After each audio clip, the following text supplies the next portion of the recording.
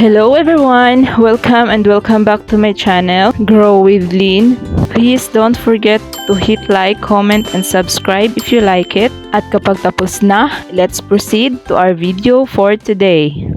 Nakarating lang yun nung mga plants kanina, tapos niripat ko na agad yung mga sensitive na sabi ni seller, yung mga sensitive dito ay yung mga nilagyan niya ng soil guys, kasi nakiusap ako doon sa beers po na lagyan niya ng soil kasi hindi nabubuhay sa akin guys. Dumadating ng tuyot at nag-dry na yung stem at hindi na siya nagkakaroon ng roots, na bubulok na lang. Kaya yun, nag-advise din siya na may mga ibang plants din na mga sensitive na kailangan din lagyan ng soil. Kaya sabi ko, okay po, kayo na pong bahala. So yun, ito yun sila. Ilalagay ko na lang ang ID nito sa screen pag nakita ko. Family ata siya ng Jaden guys. Sana mabuhay to sila guys. Kasi yung yung dumating sa akin na Dasyphilo major, hindi siya nabuhay guys. Kasi nung dumating, hindi ko siya niripat. Hinayaan ko lang siya sa blanket soil na kasama doon sa pot. So yun, na maalam siya.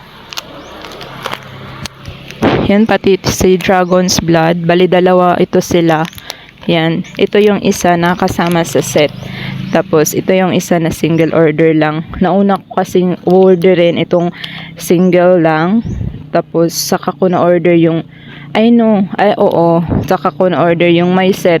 Gusto ko kasi yung kasama na yung isang Dragon's Blood sa set. Kaya, yun, in-order ko na lang. Di bali nang nagdalawa na yung Dragon's Blood. Meron din ito, umorder din ako ng money maker. Meron ako nito dati guys, pero nagka-fungus siya. Yun, namatay siya dahil sa fungus. Ang daming itim-itim. Bago lang kasi ako nagtatanim noon, tapos hindi ko alam kung paano. Wala pa akong experience masyado. Kaya, yun, sabi ko, try ko ulit. Baka this time, mabuhay ko na siya. Yan si Pickles guys. Ano na siya guys, meron siyang white chin system niya oh. Parang pareho nung nangyari sa aking variegated Aeonium kiwi. Parang ganun siya guys. Hindi ko na sure kung mabubuhay ko pa ba siya. Healthy siyang tingnan, pero yung stem niya, hindi na siya sure kung mabubuhay ko pa ba. May niripat din ako na isa oh. Pero hindi naman siya sensitive. Tinanim ko na lang kasi parang okay naman siyang itanim na. Kaya tinanim ko na lang. Ito, hindi naman kasama sa may soil, pero tinanim ko na rin. Mahaba ang roots nito, kaya tinrim ko at saka tinanim. Sana tama lang yung ginawa ko. Hindi ko na lang diligan muna para mag-heal pa yung sugat. Tuyo naman din yung soil natin. Kaya siguro naman ay hindi siya mabubulok. Ito yung pinakausap ko sa seller na lagyan ng soil. Nilagyan naman niya. Yan. Hindi ko pa naripat guys kasi gumising na si baby. Sabi ko mag-video na lang muna ako. Meron din siyang sinamahan ng soil guys. Si variegated Gilva. Pero hindi naman ito sensitive sa akin guys. Kasi yung galing sa CNS, Adjungens Garden ay hindi naman niya sinamahan ng soil. At buhay naman yun. Hindi ko alam kung bakit sensitive, sabi niya. Siguro sa experience niya, merong nagreklamo. So, ito si Black Tie. Pero hindi naman ito sensitive. Pero okay na rin. Advice niya yun eh. Pati ito. Yan, may soil. Crab cactus. Ito din, sinamahan niya ng soil. Yan. Si leopard. Diba, mukhang hindi naman ito sensitive. Pero, salamat na rin sa pag-alaga ng mga succulents ko, diba? Para hindi ako mahirapang buhayin.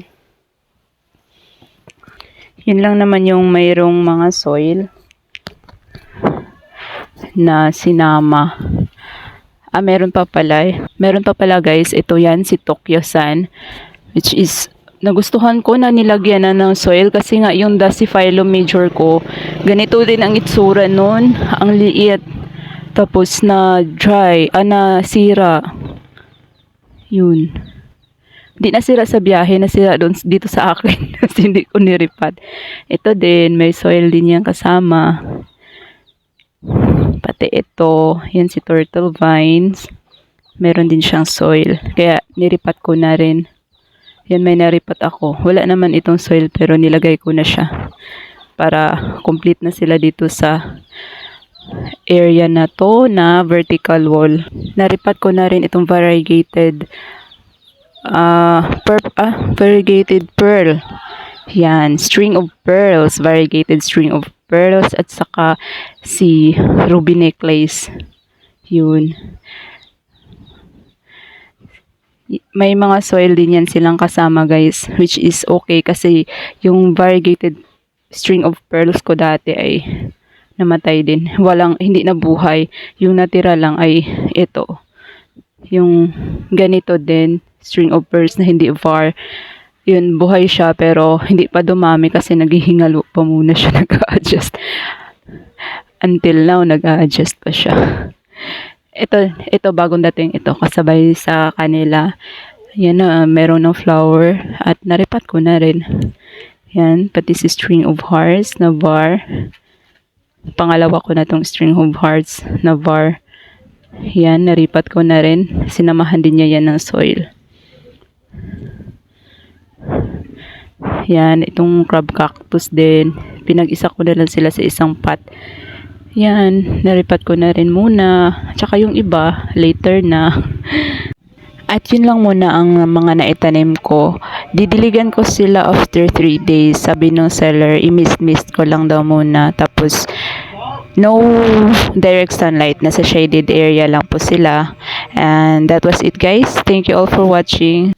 See you in my next video. Bye-bye.